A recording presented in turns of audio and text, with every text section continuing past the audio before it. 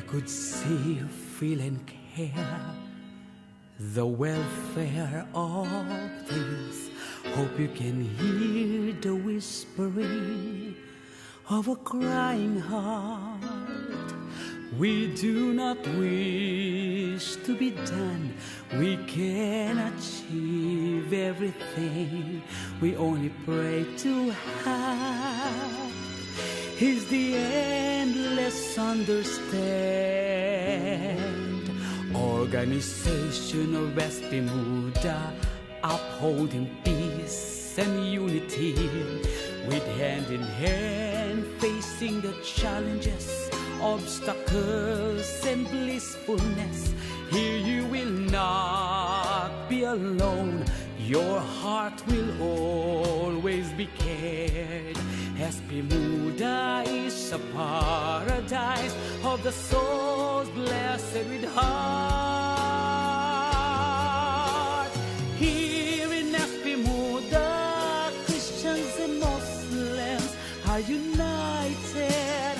Here in SPMUDA, equal races, no oppression. And if this will taken away, what would I serve with my life already giving all to you? Here in SPMUDA is a home for tribal people. Here in SPMUDA, love, peace and hope for humanity, blessed by God for humankind, heart and soul, for the world until the day I die. I swear with dignity and for eternity, my loyalty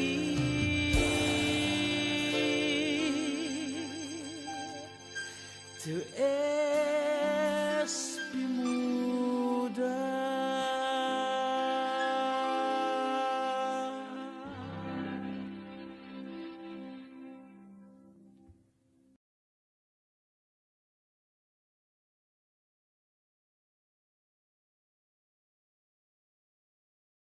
A warm welcome and a beautiful hello to ladies and gentlemen. I'm your host today, and my name is Sameera Aziz. I'm a Saudi media person and a businesswoman based in Jeddah, Saudi Arabia. It is my great pleasure to welcome you to the International Peace Conference 2020 here in the digital world, where people are globally connected. Someone said that being human in the digital world is about building a digital world for humans. Building peace in the digital age has been a comfort, but challenging as well. And the pandemic of the novel coronavirus brought another challenge and complication. To complicate matters, the impact of the virus has varied between different regions and conflict zones, making it challenging to render broad judgments about its consequences. It affected the risk of violent conflict and the prospects of peace around the world. The crisis is still unfolding in surprising ways, and assessments about its ramifications shift daily. Ladies and gentlemen, peace lovers, today is the 27th September of the year 2020, and you are witnessing this International Peace Conference live at Zoom platform, and this event is live streamed at the Facebook page as well, which is Sameera Aziz Official. And kindly note that this event will also be available at our YouTube channel, Sameera Aziz Official. Thank you for joining us today. Ladies and gentlemen, peace lovers. In recent months, our nation and the entire planet has been struck by a new invisible enemy, which is COVID-19. This pandemic crossed borders and cultures indiscriminately, affecting people's lives, regardless of their race or religion. We will defeat this virus and the pandemic and emerge stronger than ever before, inshallah. Amid suffering and uncertainty, the COVID 19 pandemic has brought to the fore for urgency to better organize the planet through innovative new forms of collective action. During this International Peace Conference today, we will unite for a coalition call to defeat COVID 19. Today, we will talk about the need to have united and combined efforts that can slow down COVID-19 pandemic.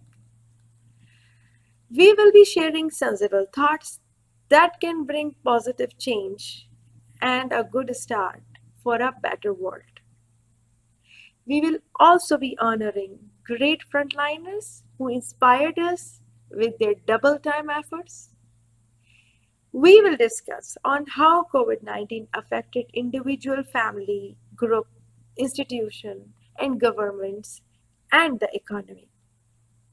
What will be the expectation of everyone when COVID-19 is over, and what are the plans for the next pandemic, God forbid if it happens again in future.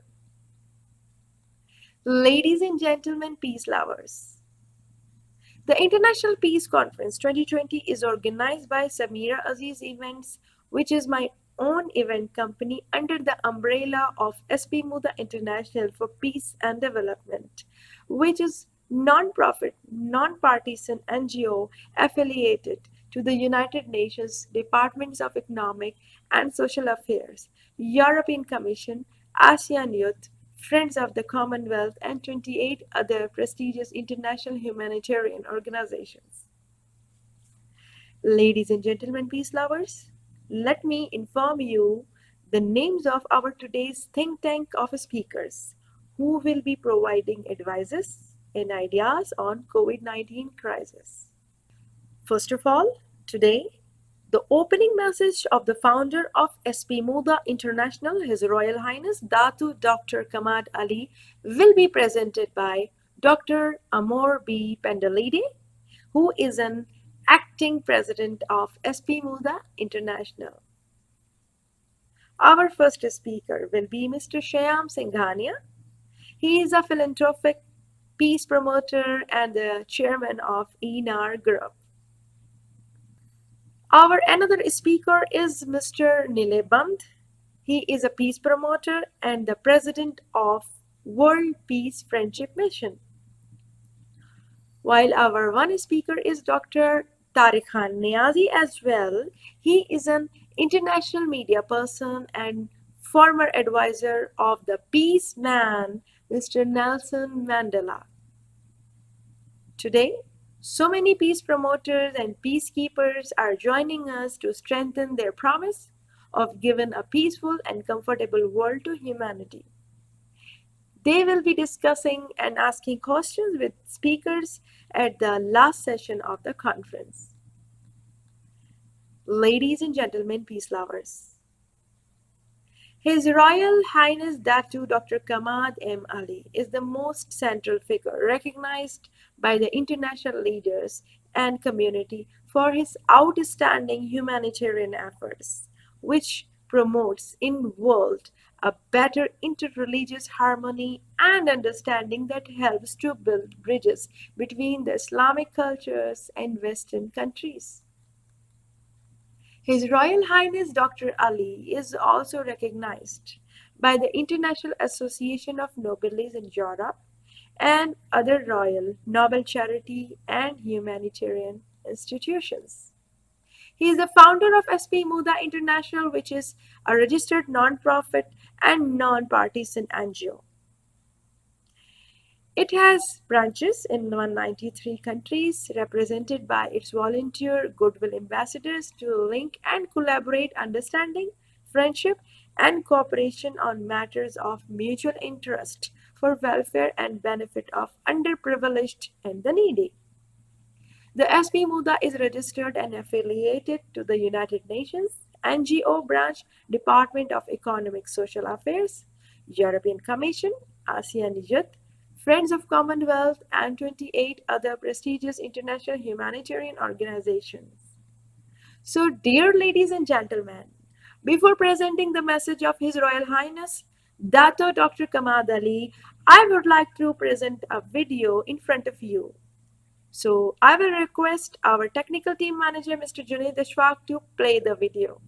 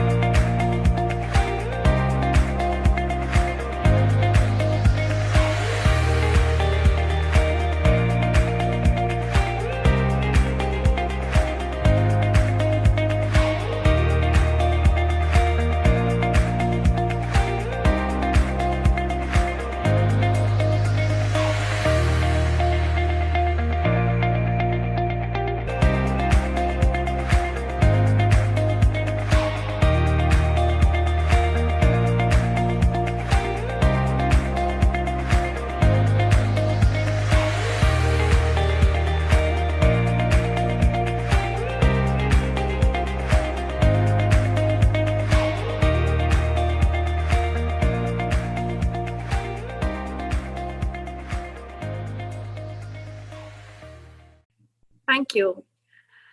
Ladies and gentlemen, peace lovers. Dr. Amor B. Pandalede is the Minister of BARMM Commission on Higher Education. Dr. Pandalede is a SPMUDA Goodwill Ambassador, and currently he is an acting president of SPMUDA International Chamber of Commerce and Industry Philippines chapter. He is also the president of the Bangsamoro Oil and Fuels Corporation in Muslim Mindanao, Philippines. He is a young and idealistic with burning dynamism towards the adaptation of the various business environment. I would like to request Mr. Amor B. Pandalede to present the message of the founder of President of SPMUDA International Organization for Peace and Development, His Royal Highness Dr. Datu Kamad Ali. Mr. Amor Pandalede, we welcome you. Bismillahirrahmanirrahim. Alhamdulillahi Rabbil Alameen. Wassalatu wassalamu ala ashrafil anbiya'i wal mursaleen. Sayyidina Muhammad sallallahu alayhi wasallam. Amma ba'd. Assalamu alaikum wa rahmatullahi wa barakatuh.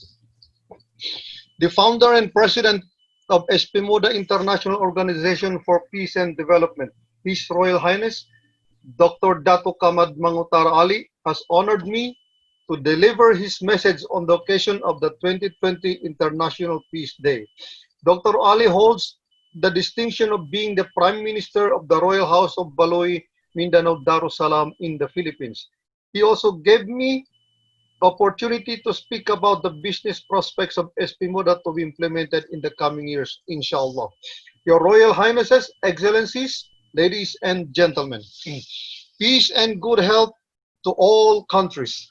Their Excellencies, Sameera Aziz, Goodwill Ambassador at Large for Women and Children of Middle East and Gulf countries, the international community, the missionary volunteers of SPMUDA, Goodwill Ambassador Club, and the global non-governmental organizations and international government organizations. This is not the end of the world, but just a beginning of our hope to have a better world of living.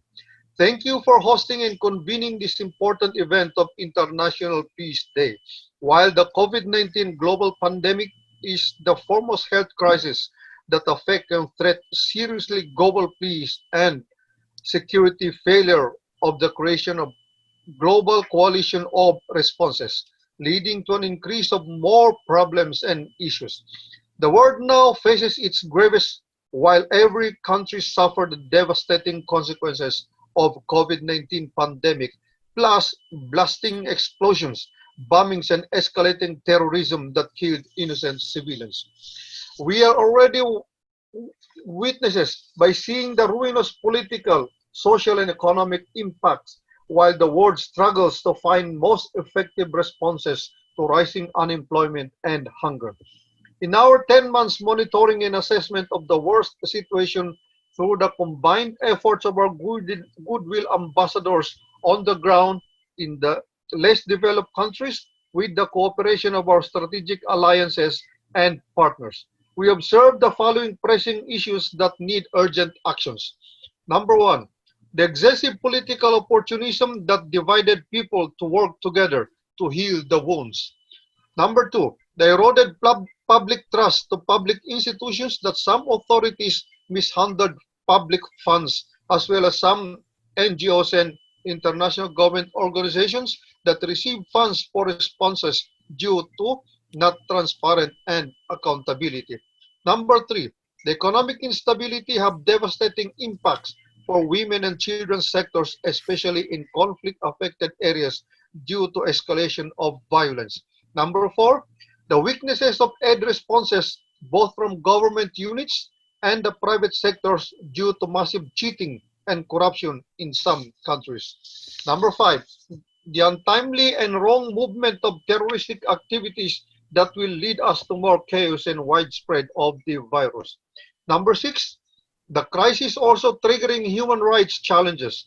Despite our very limited resources, as well as 100% not funded by any sector, we in SPMUDA International Organization for Peace and Development do our level best to share our contribution by demonstrating our physical activity on the ground to inspire more citizens to follow us, as well as open our call to state leaders to unite under emergency coalition and set aside political power and interest.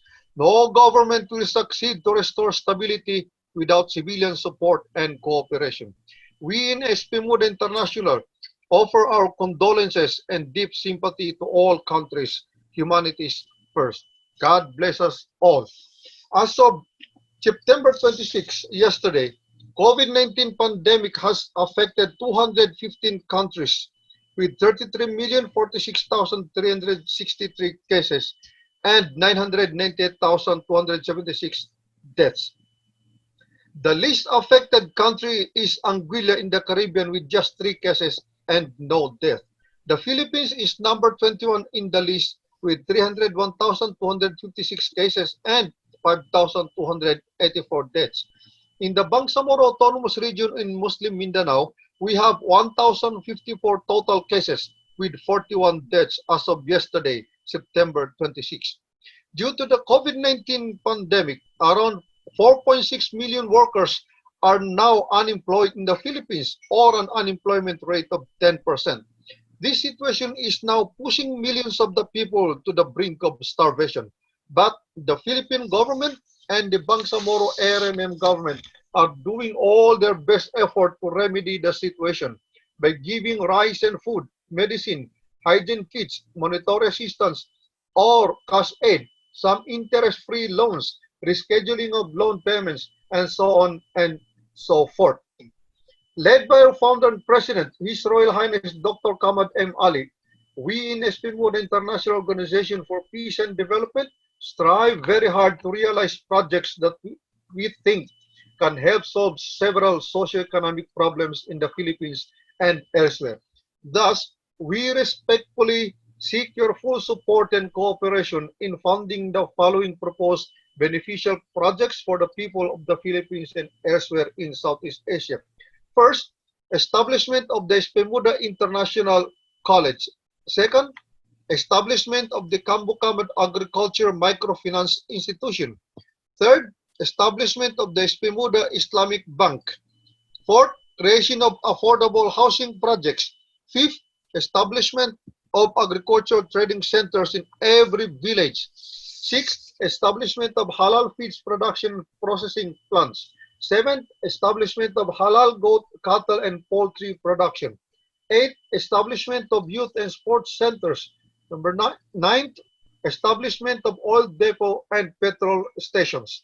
In the future, SPMUDA plans to establish hospitals, health centers, pharmacies, and volunteer ambulance services in the rural areas in the Philippines and elsewhere in Southeast Asia, inshallah.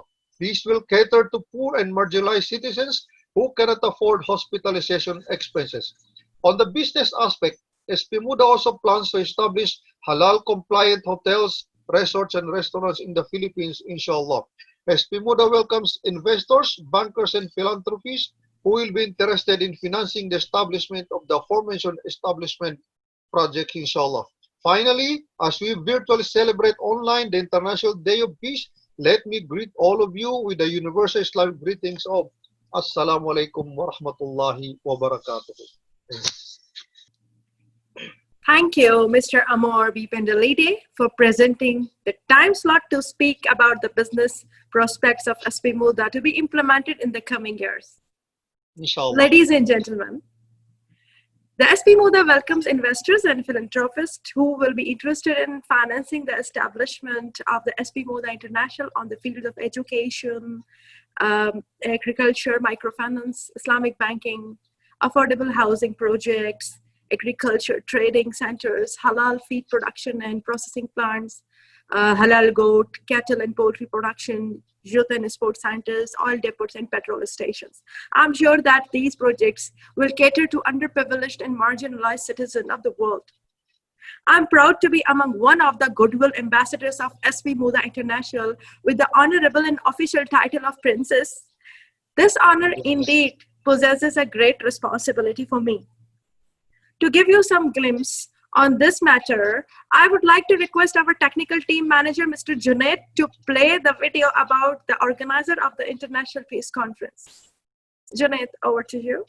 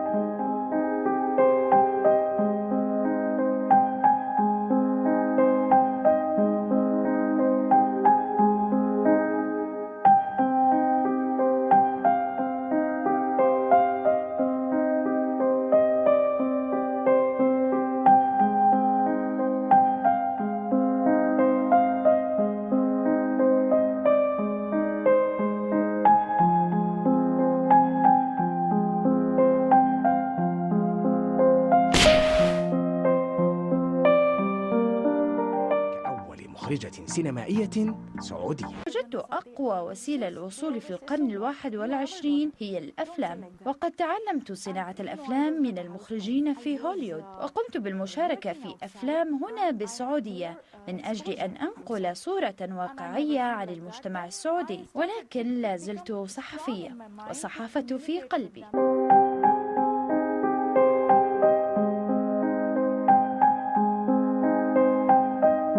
बसत खुलूस बसत एहतमाम पैदा कर खामोशियों में भी शाने कलाम पैदा कर.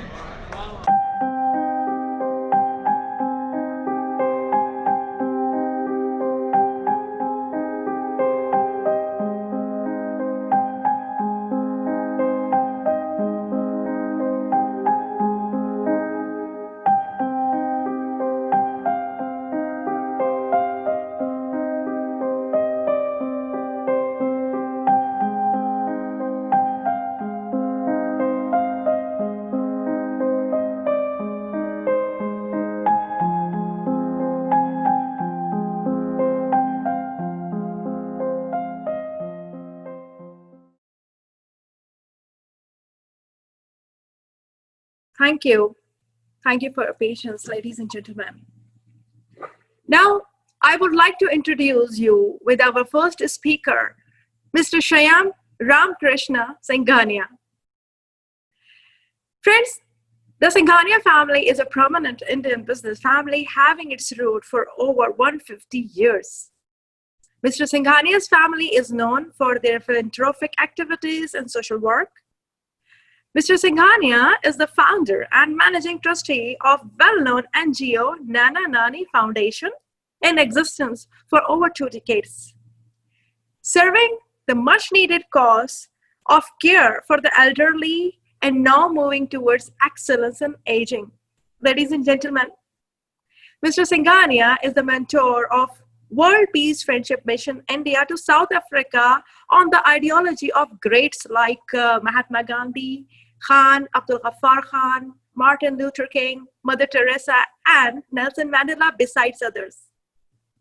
Bestowed with many awards and recognitions, Mr. Singhania has been associated with the media and entertainment industry for the last few decades, with a focus on investing in the mainstream Indian movies, regional and international films, television, and other media assets in his individual capacity.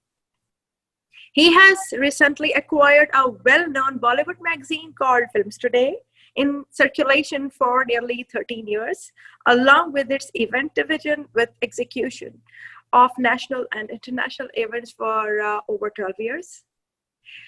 He is the chairman of INAR Group, which offers a diverse range of services and solutions in the structured finance, debt, private equity, and M&A areas to large corporates, working closely with domestic and international financial institutions.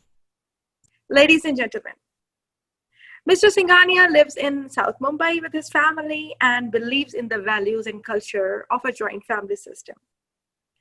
He is guided and assisted by his younger brother, Mr. Padam, and their sons, who are continuing heirs of this legacy. So, with warm welcome for Mr. Shyam Ramkrishna Singhania, I would like to request him to enlighten us with his great thoughts in the platform of International Peace Conference. Mr. Shyam Singhania. So thank you very much for this kind introduction, Sameera. I'm truly humbled. And Sameera and all excellencies and peace ambassadors on this platform, greetings from India and good evening.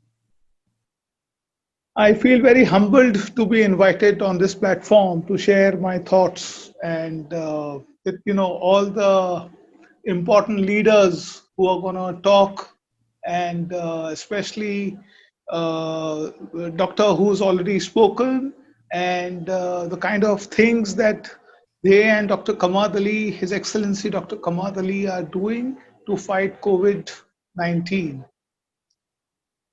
I am really thankful to my dear colleague and friend on this platform, Dr. Nilay Band, who has introduced me to Mrs. Sameera Aziz. My speech revolves the subject of the importance of making efforts to promote the culture of peace amid COVID-19 upheaval. And if you allow me, I would like to start my talk. I Sure. feel I feel privileged. Samira, I must tell you, your presentation was fantastic, and we are truly honored to be with you on this platform. Thank you. Yes. So I feel privileged for having been invited to share my views on this esteemed platform. I strongly feel that the COVID-19 pandemic period has proved to be a learning curve for humanity. It has brought to light the need to respect not only the fellow humans but the entire species of plants and animals which share the Mother Earth with us. It has taught us the lesson to be at peace with self, control our desires, and stay in discipline. Retaliation of the ecosystem. Technically, humans have invaded the ecosystem, disturbing the harmonious coexistence of plant and all living species, that too on a greed basis and not on a need basis. The fact of the matter is that human touch is lost forever. The pandemic has come as an eye opener to us to take things in our own hands literally, live a minimalistic life, and follow basic sanitation. I, as a representative from India, feel absolutely blessed to have a strong guiding force which India has as her Honorable Prime Minister, Sri Narendra Modi ji, who took the COVID-19 virus by its spikes by putting a firm foot down to control the pandemic by announcing lockdown at the very early stage of the pandemic. From its very outset, strict guidelines were issued on social distancing and provisions were made for proper sanitization and masks. In India, many organizations, NGOs, and private sector organizations, Bollywood celebrities, industrialists came forward to donate to the Prime Minister's relief fund to help the poor and needy, to support the government and our beloved Prime Minister Modi ji. Thus, I feel proud to say that India has seen a huge potential of a united effort to fight the COVID-19 pandemic. On March 24, 2020, the Indian government announced that all individuals within its borders should remain at home for 21 days. India's response to COVID-19 was indeed the most challenging in the world, which affected nearly 1.3 billion people. The lockdown measures which were taken were highly restrictive, allowing for only essential movements of individuals outside their homes. Although its immediate impact was visible from the large-scale movement of the seasonal migrant laborers. Although lockdown was announced all of a sudden in India, but the Indian government took care of every aspect from sanitation and hygiene, hospitalization, transport and security. While the local police agencies were tasked with enforcing social distancing to being the regular contact with citizens needing urgent assistance and were at the forefront of India's public health campaign, providing information and essential supplies.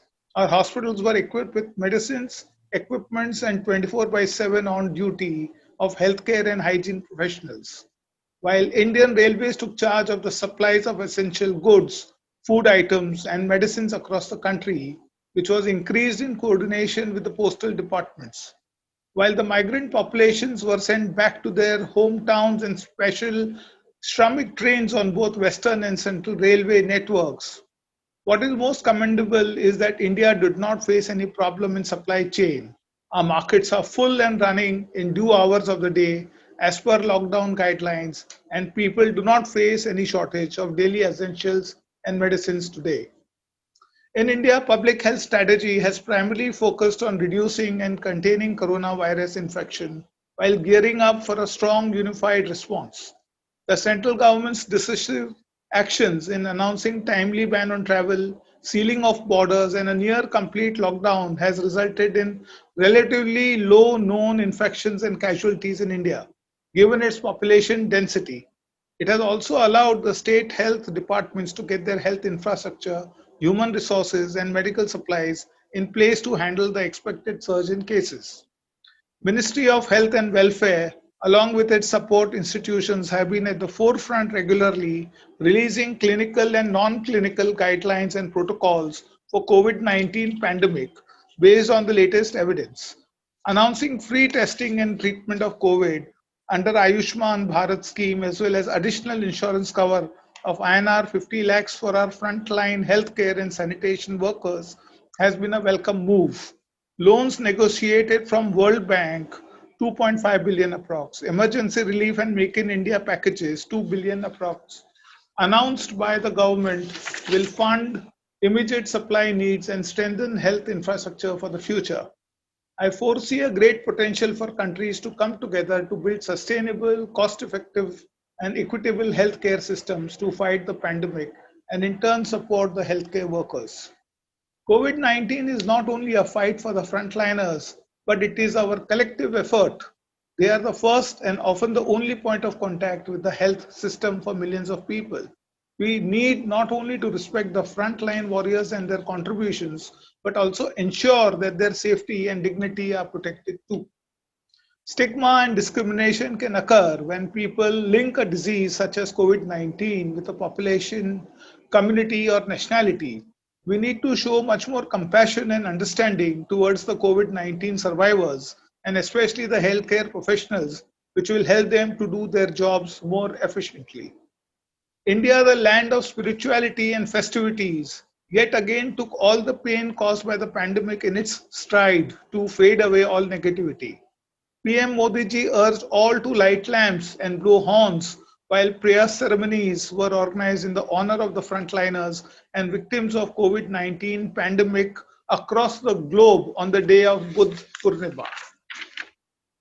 We all need to unite irrespective of religion, caste, creed, nationality, political backgrounds to support our respective governments, since every individual counts in the fight against COVID-19 pandemic. On March 24, the first lockdown was announced in India when we had just 600 cases and 10 deaths. Strict guidelines on social distancing along with provision of masks and sanitization were made. The question is, how can you stop the pandemic if people and organizations don't follow the guidelines? One such example in India that is related to the spread of the disease was a gathering organized by the Tablighi Jamaat, where a huge gathering assembled inside a closed premise over a protected period of time and without any semblance of social distancing or provision of masks and sanitizers. The attendees traveled later to different parts of the country and even internationally. How can we stop the pandemic if people and organizations are sometimes so careless? India had taken a leading role in global fight against COVID-19. India was the first country who started scanning passengers coming from China and Iran. On March 15, India created SARC COVID-19 pandemic fund to help South Asian countries to fight the pandemic.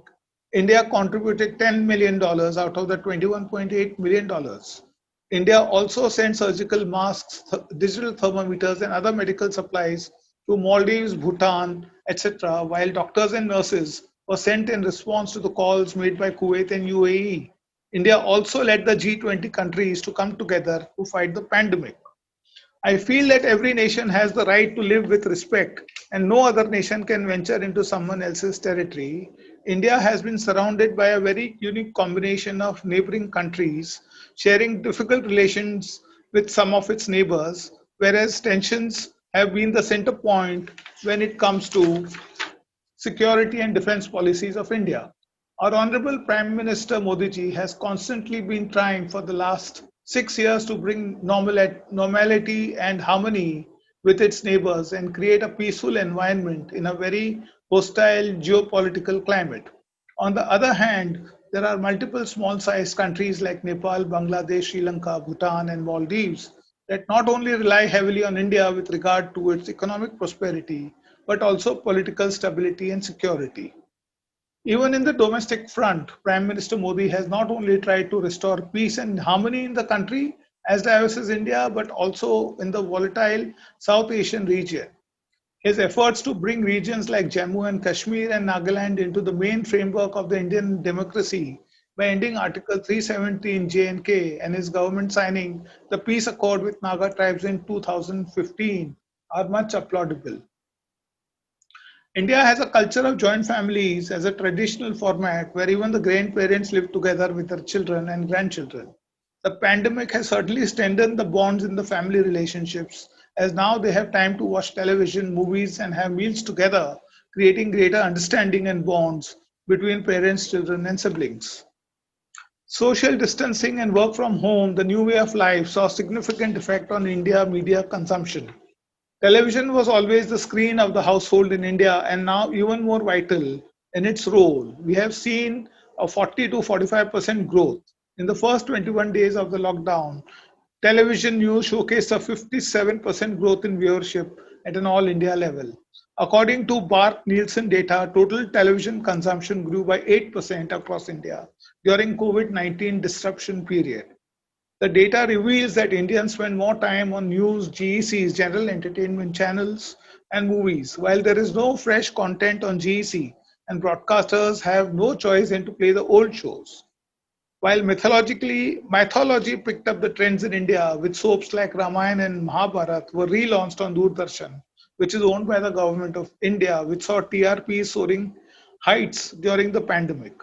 While OTTs have seen a huge spike in the viewership, a lot of digital content being released on Amazon Prime, Netflix, from web series, movies to much more. With a gradual reopening of the economy post-lockdown, advertisers from FMCG, e-commerce, automobiles, etc., are recording higher volumes and according to BARC, and this is a good positive step. COVID-19 has given great opportunities to showcase art, music through digital concerts, breaking down the geographical boundaries. Especially if we talk about Indian classical music and dance forms, many platforms are opening up to showcase a traditional art form, but still commercial viability is very narrow. A relief package worth rupees 1.7 lakh crore, I think it is about $22 billion, has been earmarked for the needy to be dispersed by the Indian government. The Pradhan Mantri Garib Kalyan Yojana provides to people cover under it 5 kilos of rice wheat for 3 months at no cost. As per RBI guidelines in India, relief schemes on home and retail loans will help the citizens for the time being, which comes with a condition that borrowers have to show loss of income. In the COVID-19 pandemic, maintaining business cash flow has been a core goal of the fiscal policy measures introduced by the government to support businesses. Many countries, including the GCC nations, including Kuwait, Bahrain, are implementing emergency tax measures in terms of extending the due date of filing tax returns without penalties, payment of taxes in installments, the deferral of tax payments, the provision of faster tax refunds, more generous loss offset provisions, and some tax exemptions, including from social security contributions, payroll taxes, or property taxes. These initiatives offered by the tax authorities aim to stimulate the economy and provide necessary support to the private sector in managing compliance and payment of taxes. Central Bank of UAE has launched an AED 100 billion comprehensive economic support system for retail and corporate customers affected by COVID-19. Abu Dhabi Executive Council announced an economic stimulus package which includes allocating AED 3 billion to the SME credit guarantee scheme. Dubai government launched an AED 1.5 billion economic stimulus package which seeks to enhance liquidity and reduce the impact of the current global economic situation. The UAE government paid the costs related to stem cell therapy of critical patients of COVID-19. Emirates Red Crescent became a patron and provided care to the families of those who died of COVID-19. The UAE set up a fund named the Fund of the United Arab Emirates, Homeland of Humanity, to unify the national efforts to combat the illness. The UAE provided humanitarian aid to many countries to help them fight the illness. The Saudi government has announced a set of support packages targeting the private sector, totaling almost $61 billion. The package includes exemptions and the postponement of some government dues, that is about 18.6 billion, and a 13.3 billion package to support the banking and SME sectors, a 13.3 billion allocation to ensure that government dues to the private sector are paid in a timely manner, and a wage subsidy of 60% up to SAR 9,000 per employee per month of Saudi employees' salaries in the private sector. Saudi government aims at aiding individuals, investors, and the private sector amid the ongoing circumstances while enhancing their roles in developing the kingdom's economy. Under the new decision, Saudi employees working in private entities hit by the coronavirus will continue to benefit from the unemployment insurance. This is a great welcome step. The Pakistan government has also approved a rupees 1200 billion relief package to deal with the growing COVID-19 crisis.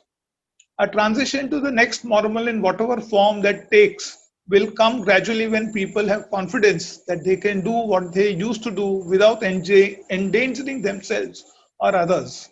Gaining that confidence will require a continuation of the progress made to reduce mortality and complications, as well as further scientific study regarding long-term health consequences for recovered patients.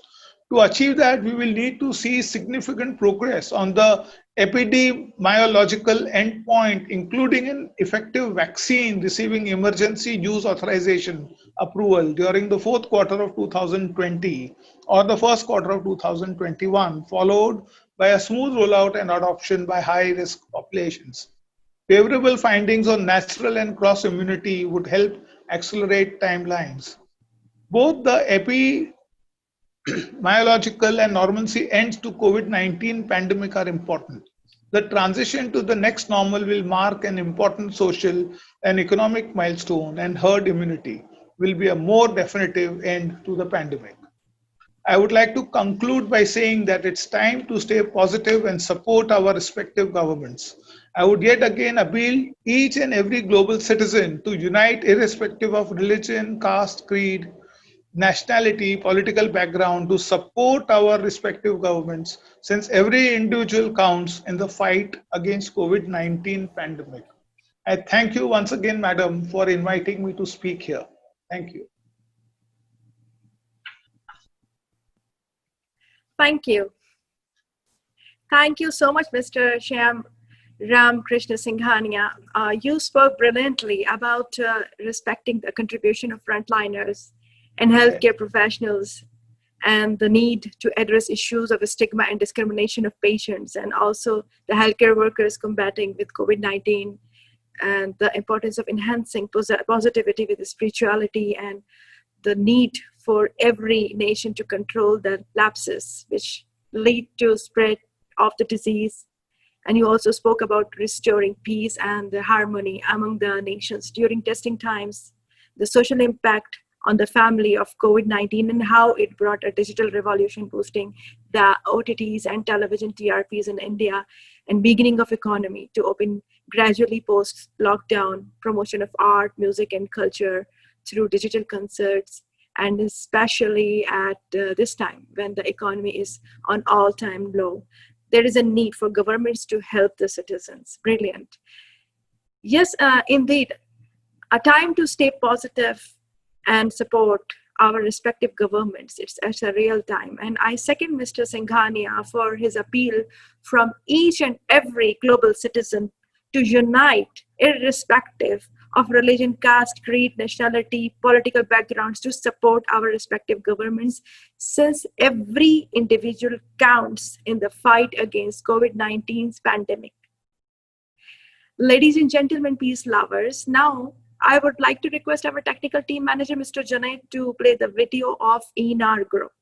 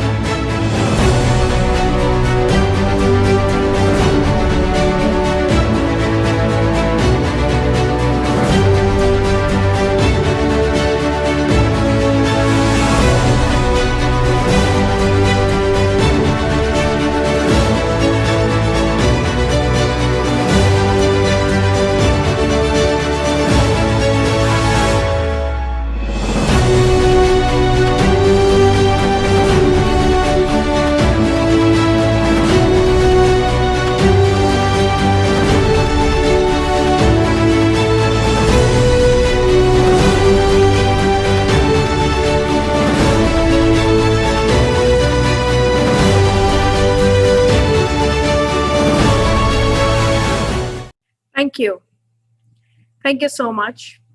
Our next speaker was Mr. Tariq Khan Niazi, and I cannot see him here, but in the beginning of this conference, he was there. I saw him.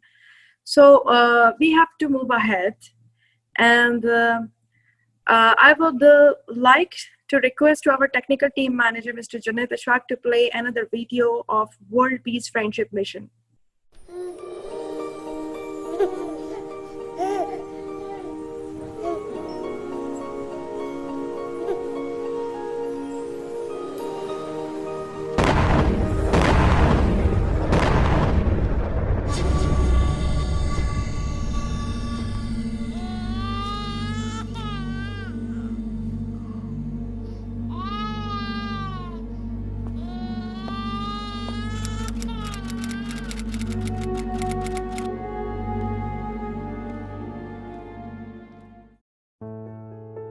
Our NGO, Nagpur Adventure and Sports Association India, is organizing a World Peace and Friendship Mission India to South Africa based on the ideology of Mahatma Gandhi, Khan Abdul Ghaffar Khan, Martin Luther King, Mother Teresa, and Nelson Mandela.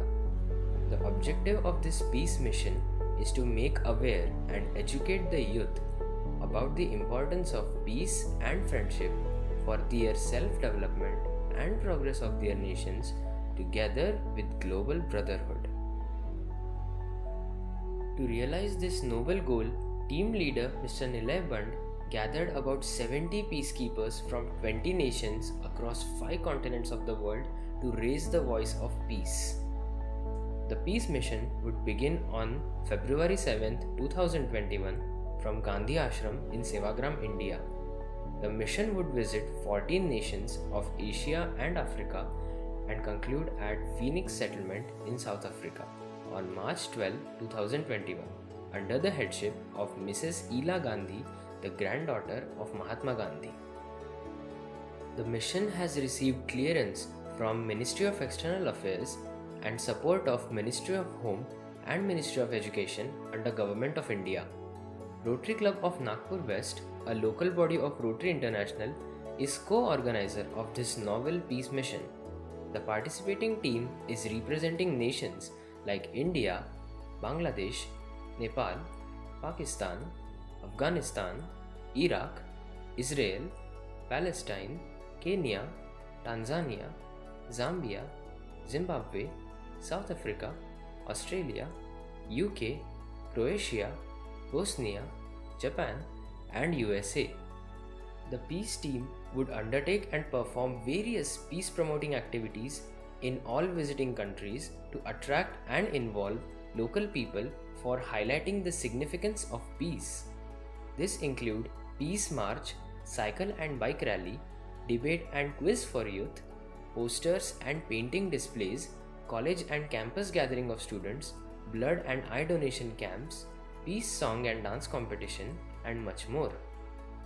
We propose to begin our World Peace and Friendship Mission in May 2020 and got clearance of Government of India.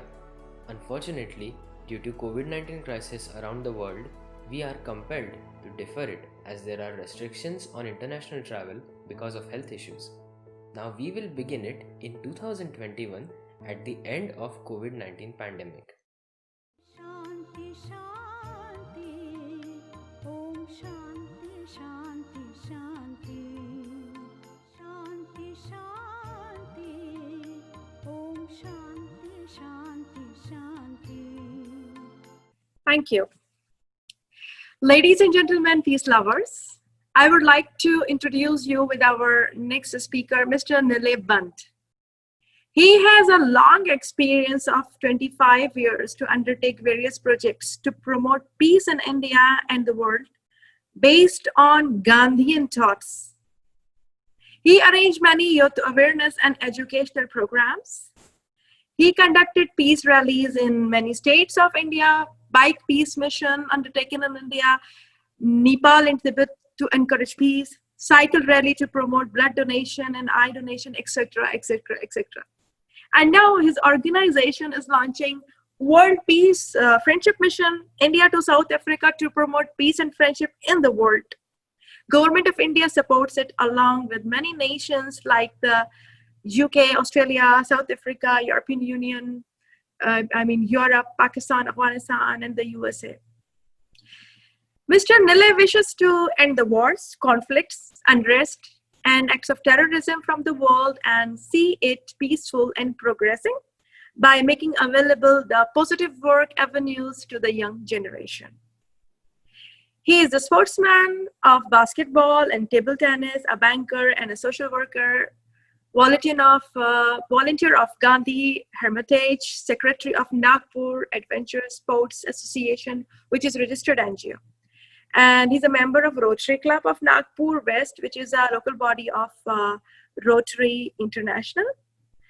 And Rotary Club of Nagpur West is also a co-host of upcoming World Peace Friendship Mission, by the way. So actually, I would like to call him the Doctor of Peace for his efforts of 25 years, but he doesn't like to be the title as doctor for humbleness. So my dear ladies and gentlemen, peace lovers, I would like to give a warm welcome to this amazing peace lover, Mr. Nile Band. Thank you very much, everybody, and good evening, everybody. Thank you very much, Mrs. Sameera ma'am, for giving a long introduction about me. I think that I'm not that much capable to bear the load of that introduction you have given. I welcome my peace team who is witnessing this program and my office bearers of Rotary Club of Nagpur West. I welcome all. And I want to highlight here the necessity of peace in the light of COVID-19 pandemic. Other two speakers earlier, Dr. Amor and our mentor, Mr. Shyamji Singhania, they focused on the COVID-19 pandemic, their crisis, their havoc, and the measures to be taken to control it. Various governments are undertaking various things to control it because it's a new virus, and it has given a feeling of helplessness to the people and the countries. But our focus is to encourage and promote peace, to control the COVID-19 virus, because when there is a peace, we can roll out our resources and we can focus on the control of not only the pandemic, but various irregularities in singular nation or various nations. In fact, the COVID-19 pandemic, till today, they have infected about 33 million people across the world. 1 million people, they left this world due to this virus. No vaccine, no medicines, and there is a chaos in the world about the virus. In such circumstances, peace is much more needed in the world for the better cooperation to fight this pandemic.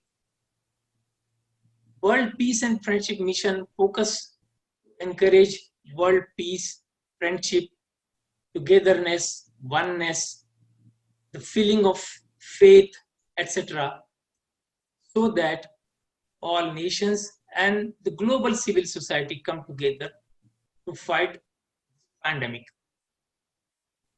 Peace does not mean only the tranquility, what we generally feel about it. The peace has a deeper meaning, like you can take illustration of peace. P for peace, it's a promotion and preservation of P for peace, E for education, A for aptitude, C for culture, and lastly E for environment. When we reach all these objectives, when we fulfill all these objectives and goals, then and then only a serene peace will be achieved. So So peace is very important. If you want to encourage the education, aptitude, and preserve the environment, the prerequisite of everything is peace. Unless and until there is a peace, we cannot move ahead with concentration of other subjects which are very necessary, like food, health, shelter, education, business, trade, etc. When there are conflicts, wars, or activities like terrorism and other things, piracy and like that, huge funds are diverted to control all these things. Presently, we are watching the unrest of the world. The reason is virus, the COVID-19 pandemic. But I think various nations settle their enmity or whatever it may be, their politics or their business under this heading of COVID-19. But I feel that peace must be there, because prerequisite of everything is peace.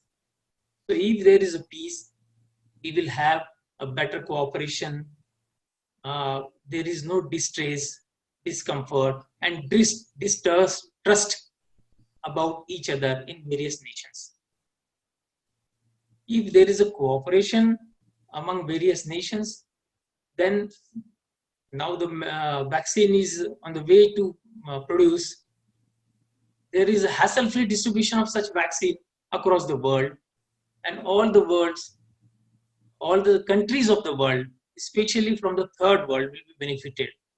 Because I feel that though the vaccine will come, it will be costlier and difficult for the poor nations or the middle class people to afford the cost of vaccine.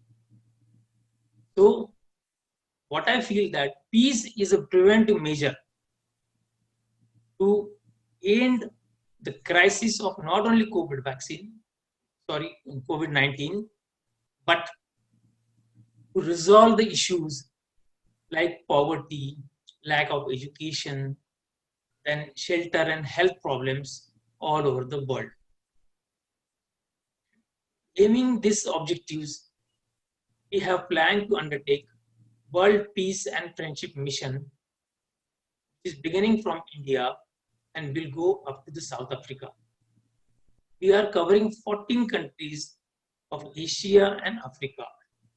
They are Pakistan, Afghanistan, Iran, Iraq, Jordan, Lebanon, Palestine, Israel, Egypt, Kenya, Tanzania, Zambia, Zimbabwe, and South Africa.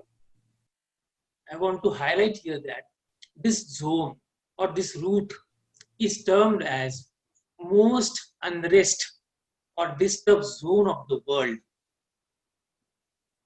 where you will find confrontation, wars, or conflicts among the nation. So we have chosen this way to spread the message of peace and friendship among the people or civil society of this nation and even across the world.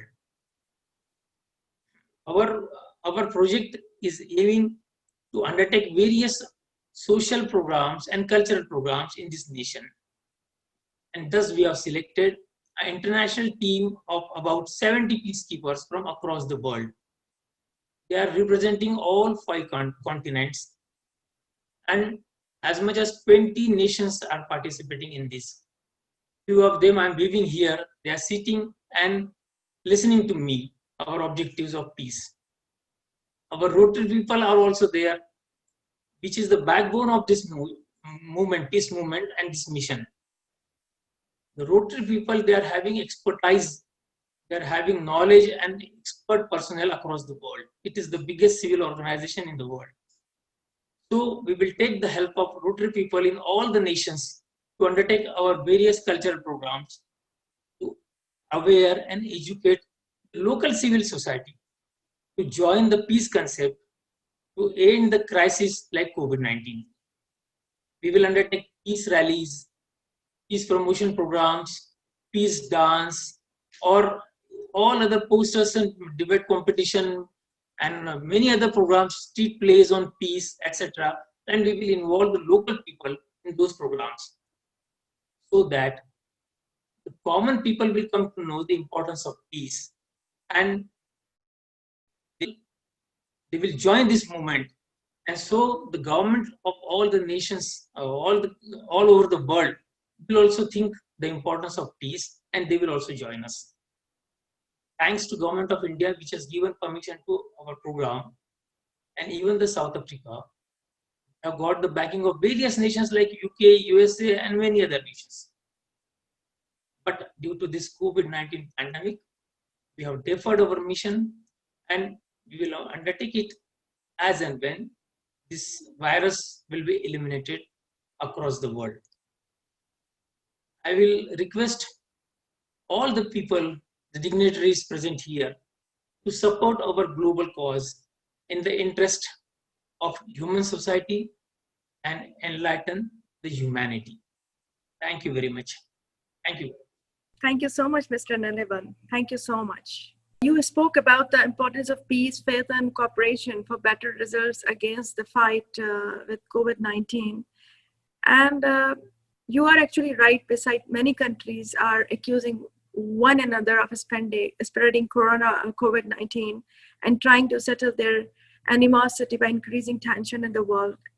If a peaceful and conducive atmosphere is created in the world, then there would be a positive dialogue and proper exchange of information in research, medication, vaccine, and preventative measures that can be adopted to avoid its contamination. Correct, I agree. Mr. Naliban, I wish you and your team best of luck for your peace promotion campaign for encouraging peace and friendship in the world by amassing the society, especially the young generation. And the best of luck for the Guinness Book of World Record attempt of most gathering in the world to lit the candles for peace. This would indeed reflect into factual bonding of global civil society and its esteemed desire for peace in the world.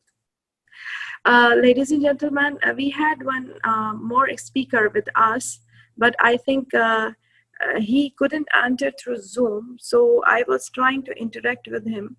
So, Junaid, can you see Mr. Tariq Khan? If he's here, so please connect him. So we will take him for the speech. Mr. Tariq Khan Niazi, if he's there. Because he's supposed to enter through Zoom.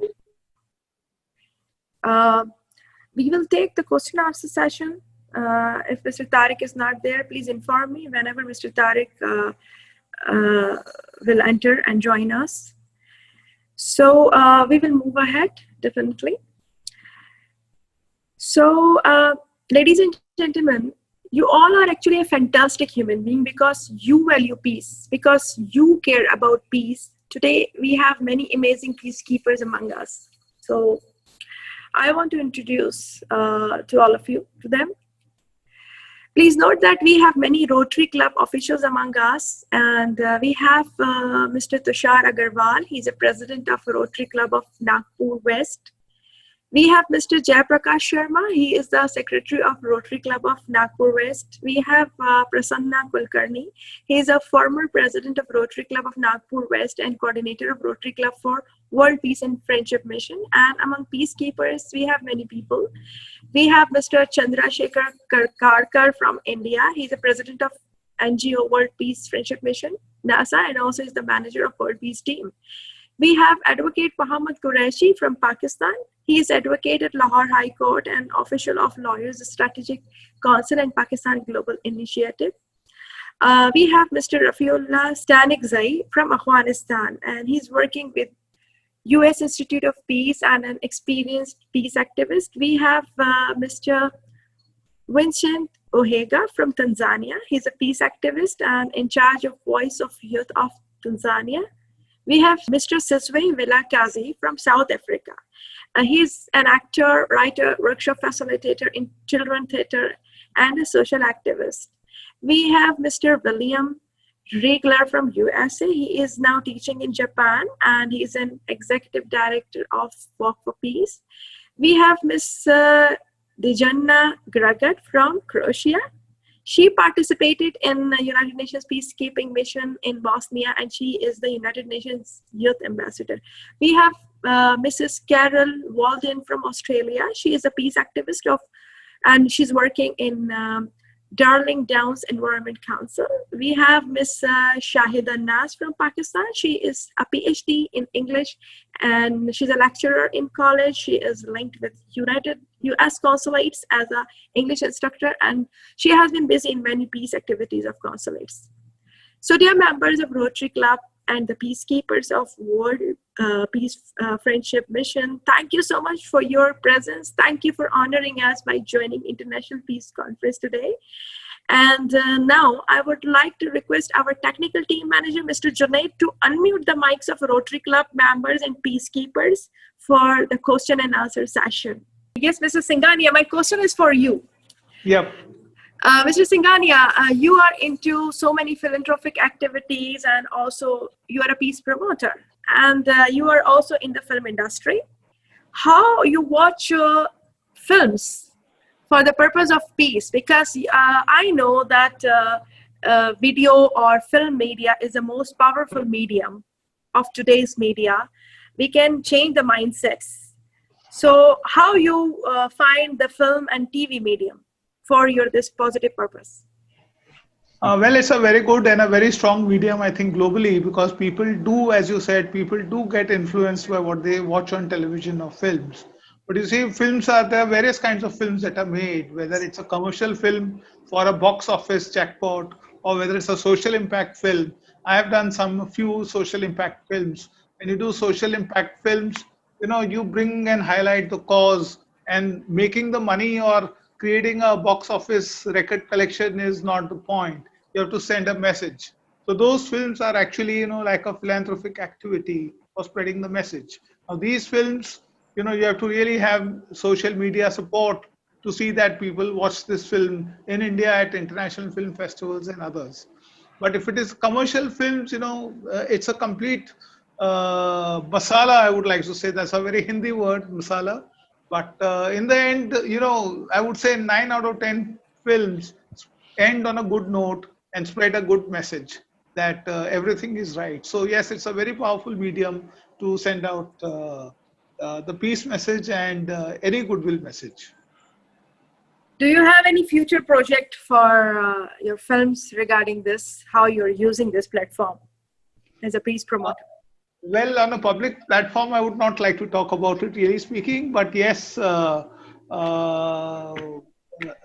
are doing a social impact film now, but that's on a different cause. It is probably not on just peace, but I think this peace conference has given me a thought that we should do a social impact film. And I think doing a film on your country, madam, on the women of Saudi Arabia, who have come into such freedom thanks to your cause. You have been a spearhead mascot for the Saudi Arabian women, and I think a film on that subject will really be beneficial for the world to see on how Saudi women today are on top of the world thanks to you. Thank you so much. We have media people, Fozia Khan, you always have a questions. So how come we go in this conference without having your question, Fozia? So please unmute your mics and ask questions, whoever want to ask. Am I audible, madam? Yeah. Am I audible? Yes, you are audible. Yeah, I am Jayaprakash Sharma from Rotary Club Nagpur West, Secretary. Welcome. My question is to you, madam.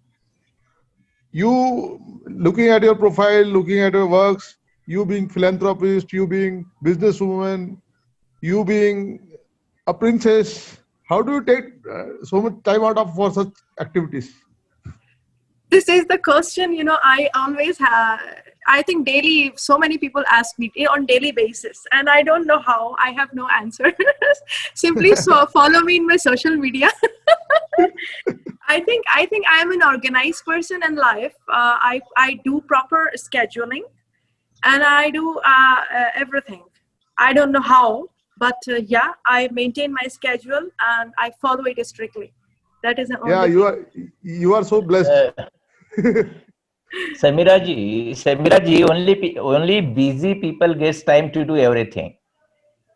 yeah. That's I, true. I really never consider myself busy, and I enjoy my work.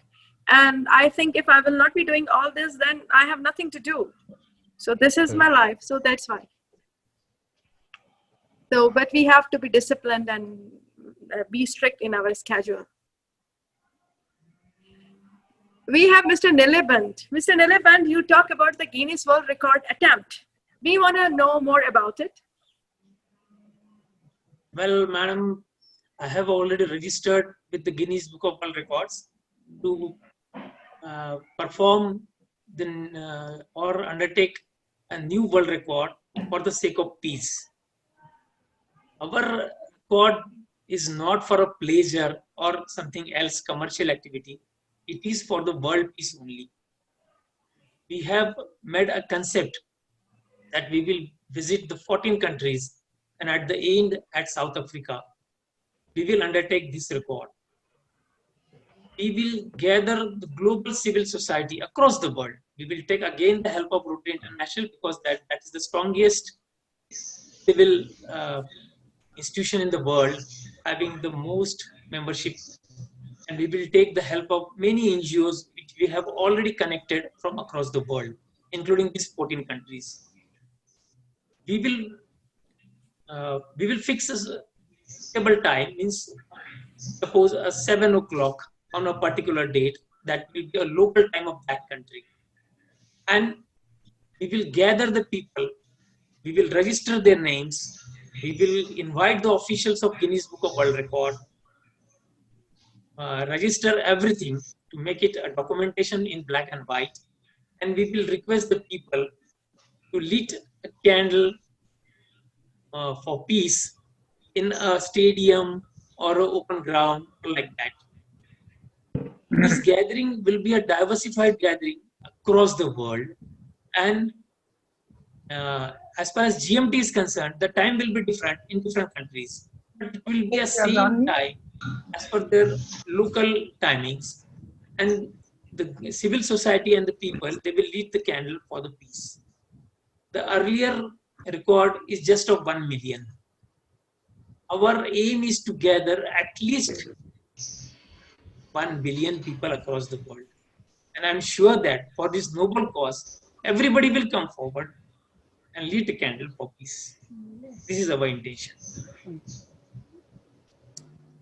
Ladies and gentlemen, I can see Mr. Tariq Khan Niazi, and he actually got online at the Facebook by mistake, and he was watching all the program.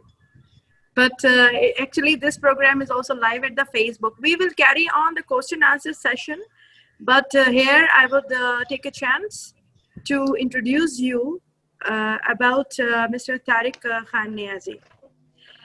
And let me tell you about him. That Dr. Tariq Khan Niazi, he's a Dubai-based media person holding a national and international status with an impressive professional background.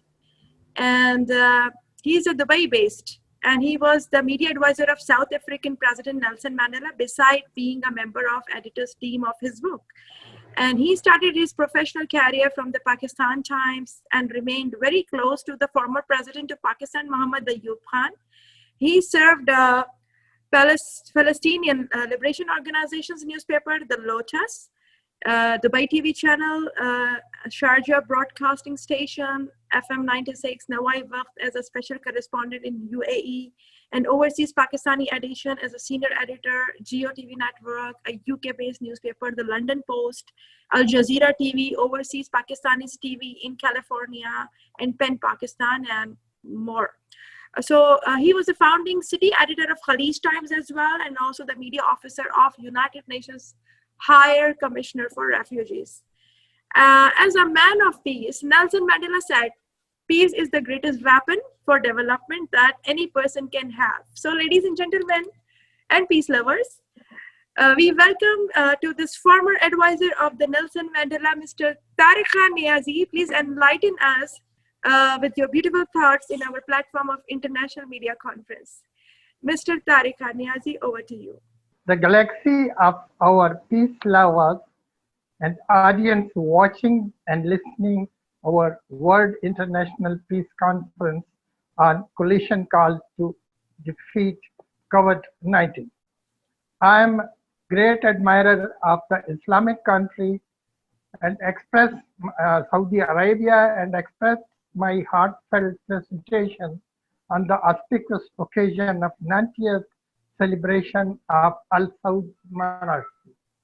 And with profound prayer, pray for the long life and of His Royal Highness King Salman bin Muhammad Al Saud and the Crown Prince and builder of modern kingdom of Saudi Arabia, Prince Mohammed bin Salman, and the great people of Saudi Arabia, Mabruk Alaf Marra Eid al-Watni al-Yawm.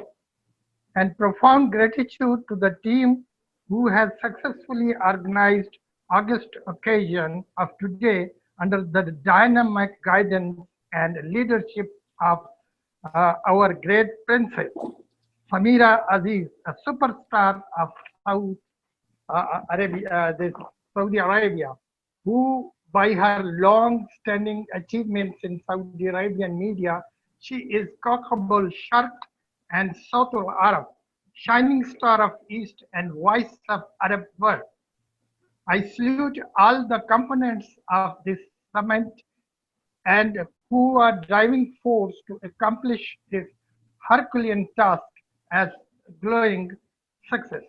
I believe in this context that destiny is not the matter of chance, it is the matter of choice. It is not a thing to be wanted, it is a thing to be achieved. And Princess Sameera Aziz, and an admitted driving force, has proved it on many occasions, and I am the witness to it. Thank you very much, Sameera Aziz. You have provided a chance to the galaxy of speakers to express their valuable views on the COVID-19 pandemic, which has worldwide shattered the peace, life, economy, and ruin our beloved planet. Respected audience and the peace lovers, there was optimism. That optimism has gone. The world is poorest and most vulnerable people are being hit hard by the effect of the pandemic. The speed of the collapse is most worse than the Great Depression. We were coming from the society with less truth, that is legitimization of democracy. But with the honest democracy, which is in the eyes of today's one of the most respected world leader and the president of South Africa, President Nelson Mandela. I have a singular honor to serve under him as a media advisor for the South Asian affair. Once the journalist asked him a stark question about his, sir, what is the true and honest description of democracy? The great leader spontaneously replied, democracy is not end of kingship, but assumption of kingship by every citizen. In my opinion, the people can change their life conditions and status if they follow the democratic norms which were Nelson Mandela's narrative. Let me admit that COVID-19 economic growth was not socially inclusive and did not generate employment. We must admit one of the big shocks of the crisis is that international cooperation is much weaker, but at the same time, the domestic policies are much stronger. NDG, unfinished business, a major legacy of multilateralism, are the 17 goals that we can put in action. Now, COVID-19 pandemic has demonstrated that SDGs are applicable to all countries. Overcome to old pattern of specialization, and moving into an energy transition, for example, and world top scientists work around the clock and develop the vaccine. We are also looking for out of the box policy solution of recovery distribution rather than economic growth and at the epicenter. As a community of governments, we should use the massive amount of government intervention to create a new world that is more in accord with our views of what our society should be like. We need to change the relationship between humankind and nature. Now we need to tell new stories and create new values and vision based on the future, not on the past. Remember, we are in this togetherness. No one will ever be truly safe until everyone is safe. I am absolutely confident that we can build back better. Unfortunately, the world is facing an unprecedented test, and this is moment of truth. Hundreds of thousands of people are falling seriously sick from COVID-19, and disease is spreading exponentially in many places. Societies are in turmoil and economies are facing nosedive situation.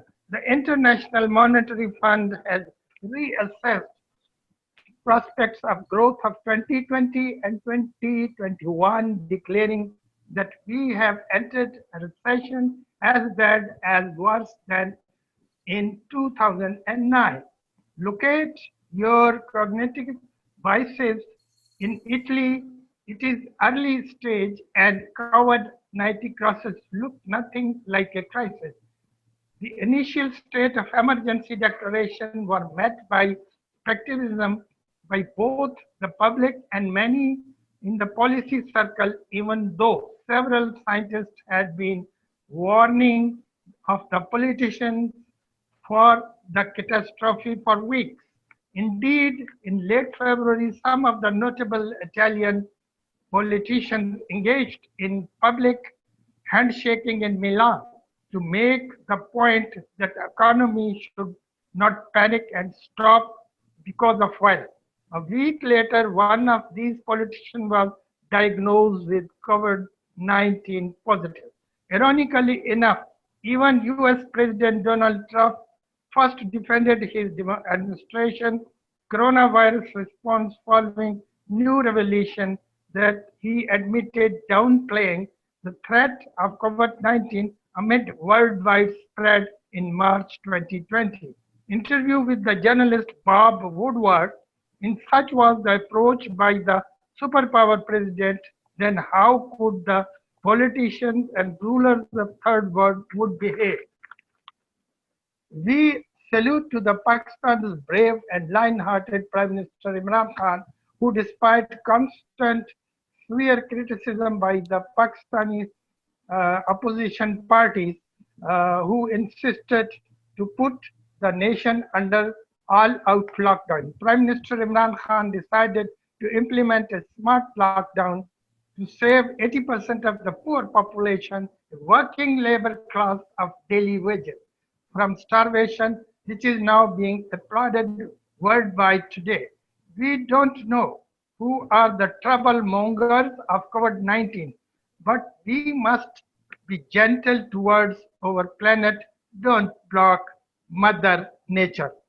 In Quran, it is said, the فَإِنَّ مَا الْعُسْرِ يُسْرًا إِنَّ مَا الْعُسْرِ يُسْرًا. The God says, Allah says that wherever there is a problem, we have kept a relief also. 2 times it is declared.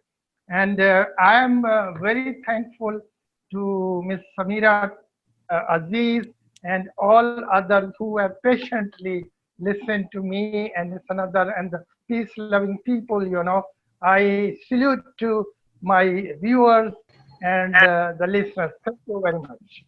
Thank you so much, Dr. Khalid, Dr. Tariq Khan Niazi, and I agree with you actually as a community of governments. We should use the massive amount of government intervention to create a new world that is more in accord with our views of whatever society should be like. And I agree with you actually when you said that we need to change the relationship between the humankind and nature. In fact, I'm happy for your optimistic approach. You are absolutely confident that we can build back better. The COVID-19 has given us a great challenge, and we as a human being have a proof, have a power actually to work unitedly to save the humanity. So now I would like to come again to our Q&A session, and I want our technical manager, Mr. Junaid, please unmute everyone's mic. I have a question actually. I'm a journalist as well, so I always have lots of questions. If you will not ask, I will ask to everyone. And I have a question with the Rotary Club people, as you are joining the team of Mr. Niliban for the peace mission. I want to know what is your strategy, because definitely this COVID-19 will be gone, and we are a human being and we have a power to control it. COVID-19 cannot control us. So what Rotary Club will do the joint efforts in the peace mission? I want to know it. Thank you, ma'am. First of all, I would like to thank each and every person for giving us Rotary Club of Napurvaj opportunity for working in the mission of international peace. Ma'am, would like to inform everyone that Rotary Club is a very big organization internationally, having a member of 12.5 lakhs approximately. And India is having second number, 1,40,000 members approx. So it is a big network to communicate anything, and it's a global international peace cause mission. We can work on it, and we can spread to all over the world with the help of every members of Rotarians, because the peace is required for not only Rotarians but each and every person in the world.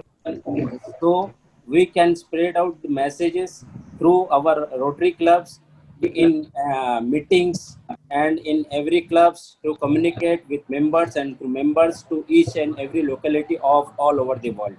This is our mission. We can work on that, and we sure that we will surely get success in this mission. Great, good wishes, best wishes from our side. Anybody has a question, they can ask the question. I would like to add to Tushar's statement that reaching the dream of Nila sir of having a Guinness record of more than 10 million people, 1 billion people, we will surely reach it, and we will make sure that we reach each and every Rotary Club across the globe to spread this message.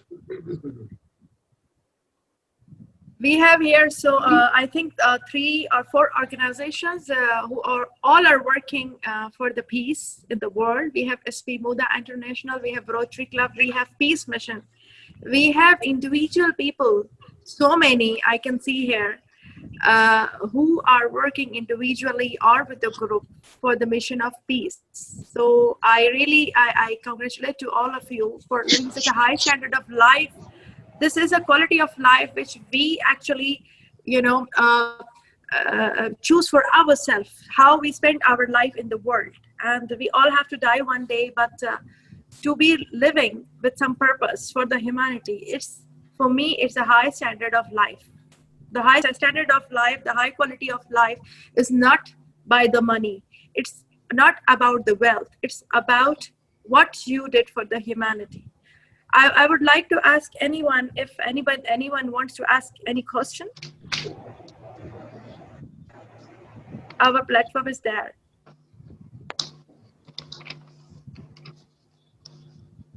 Anyone from them, if any question you have. We have Mr. Shyam Singhania, we have Mr. Tariq Khan Niazi, we have Mr. Niliband. If you have any question from their speeches, you have listened to them, you can ask them. I have to ask a question to Shyamji Singhania. Yeah, Sir, Mr. can Singh. you suggest in what way Rotary should work for international peace?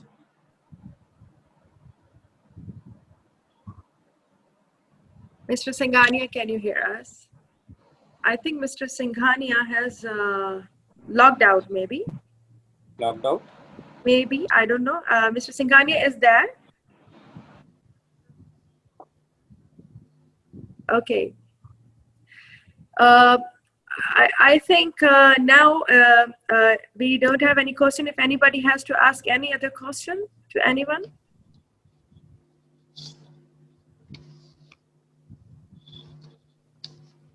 Yeah. So I think nobody has any question. Nobody has anything to say. So we are now going ahead. It's a time to say a thank you note to all of you. So thank you, peace lovers. Thank you so much. And our hearts should be full of gratitude and boundless optimism while we move ahead, determined, united, and ready to welcome the new era after defeating COVID-19, inshallah. And we will salute to all those medical team, paramedics, and volunteers who fought and is still fighting in the difficult times of COVID-19. Thanks for their sacrifices, their bravery, and their tireless compassion.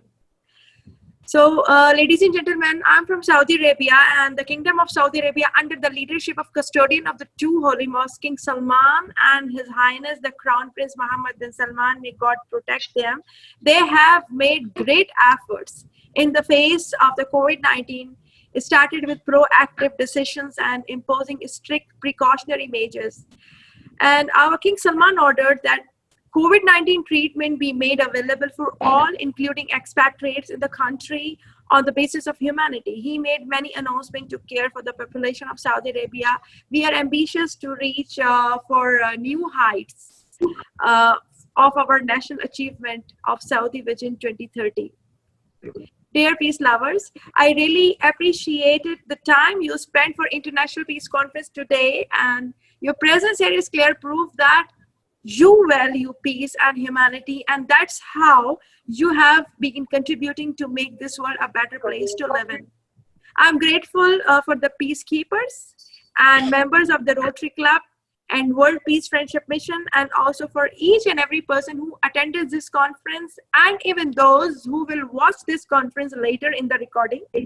I'm also extremely grateful to our speakers, Mr. Shyam Singhania, Dr. Tariq Khan Niazi, and Mr. Nileben for their thought-provoking speeches for the betterment of the world. And I'm thankful for the founder of SPMUDA International, His Royal Highness Dr. Kamad Ali, who is my papa, and I'm proud of being his official princess daughter.